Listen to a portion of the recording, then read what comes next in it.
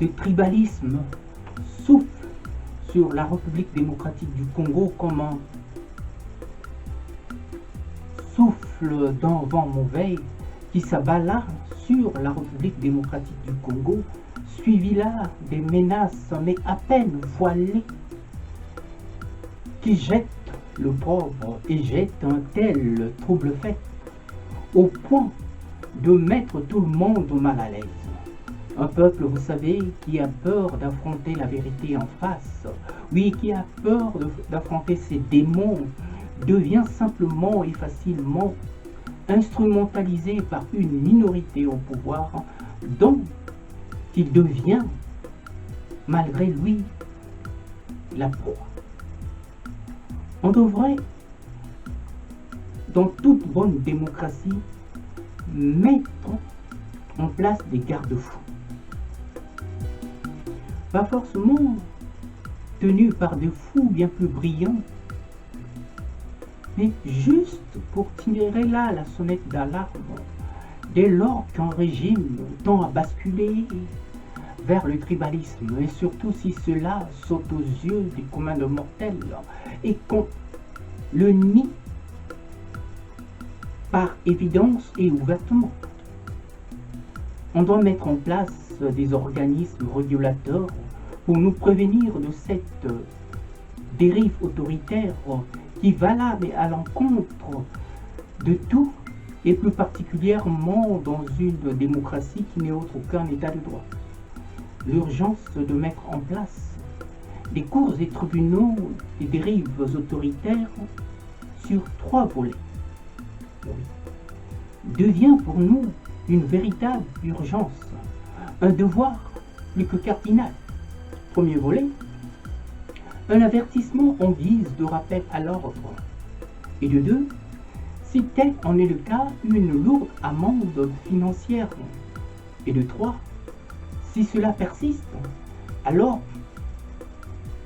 par l'irrémédiabilité ou par l'irrémédiable qui passe par une condamnation pénale sans commune mesure avec interdiction d'exercer un quelconque mandat politique à tous les niveaux pendant au moins une période de 5 ans sinon plus,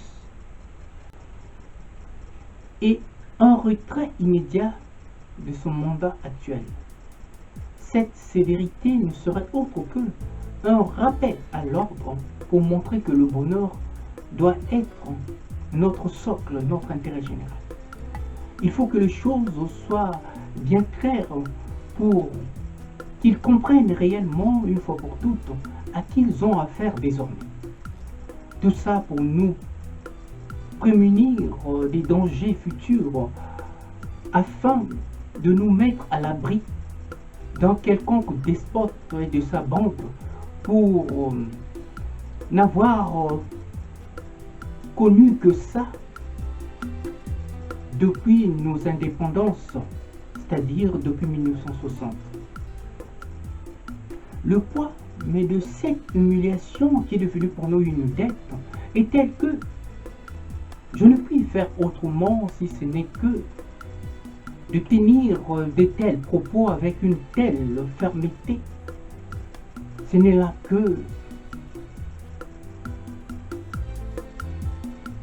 partie de mes propositions, tant que l'homme brille aussi par une imagination débordante et sans limite, une véritable source d'inspiration qui s'adapte à toutes les situations tant que le bon sens est là de mise. Donc, je pourrais en suggérer tant d'autres pour nous sortir. Oui, pour nous sortir de ce vilain tour de passe-passe dont nous avons été pris en otage et qui depuis ne cesse de nous pourrir la vie. La République démocratique du Congo est insidieusement embarquée dans un courant tribal plus que visible et qui nous emmène droit au bûcher. sur la place publique bien sûr, et qu'il faut vite stopper à tout prix pendant qu'il est encore temps. Cette véritable descente, mais aux enfers,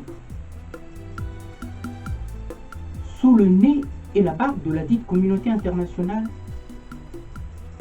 est quelque chose d'incroyable. Voilà comment on nous ruine la conscience et on nous ruine la vie, au point de tout désespérer, mais malheureusement, c'est pas tout le monde.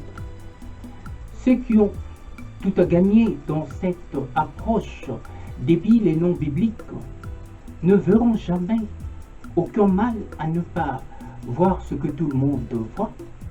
Et ceux qui ont tout à perdre joueront toujours là le jeu en tant qu'opportuniste de la première heure, dans une logique de cycle infernal. Heureusement, oui, heureusement, que cela n'est pas le cas de tous les Congolais. Et pour preuve, nous sommes là.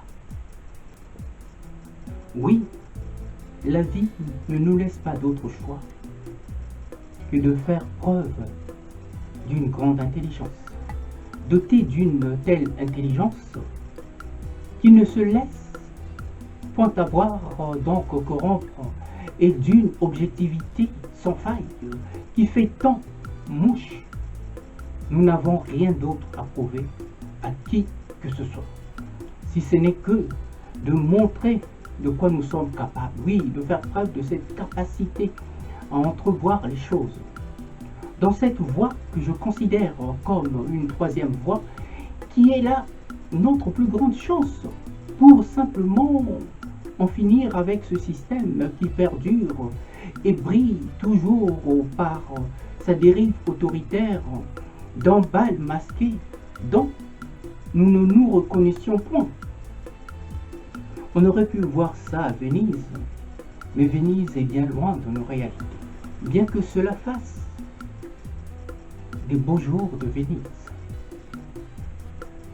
Nous tenons ici à faire part de nos vraies valeurs dans un monde qui nous ressemble et de notre grandeur d'âme, de notre intelligence pour nous sortir de cet obscurantisme dans lequel on nous a enveloppés depuis la nuit des temps.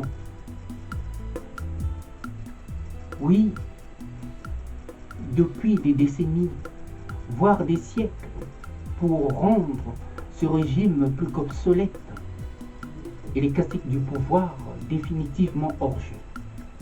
Alors, il nous faut à la fois briller par nos exigences, par notre courage et par nos intelligences combinées, propres à notre courage, qui n'est pas là donné à tout le monde. Voilà comment nous ferons là échec et mat à nos pires ennemis.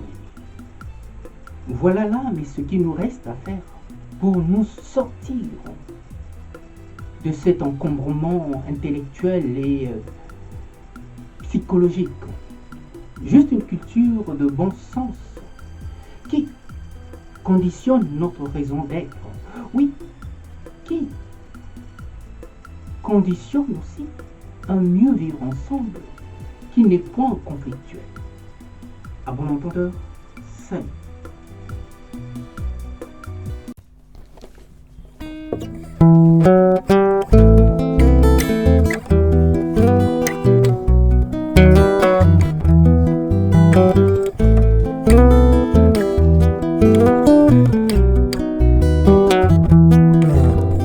Un jour, tu t'en iras comme une voix qu'emporte le vent, comme une voix qu'emporte le vent, au-delà des mers. Un jour, tu t'en iras comme une voix qu'emporte le vent, comme une voix qu'emporte le vent, au-delà des mers.